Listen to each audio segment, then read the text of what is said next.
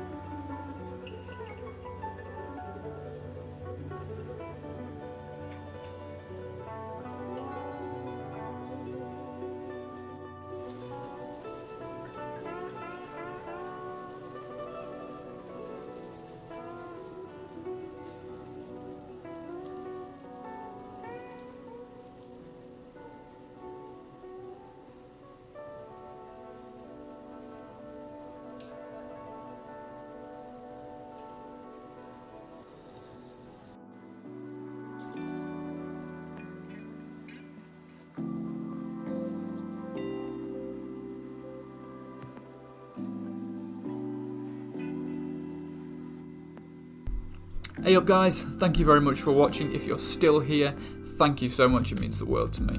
Now, if you haven't smashed that like button or drop me a comment below, please do. It really shows the YouTube algorithm that you're enjoying my content. Now, if any of the cookware items that you've seen in this video have taken your fancy, I do have some links below. They are affiliate links, but that doesn't mean you pay any more. It just means I get a small commission for anything that you buy when you go through my link. And guys, as always, thanks again, and keep safe out there. They're very strange times at the minute, and of course, keep cooking.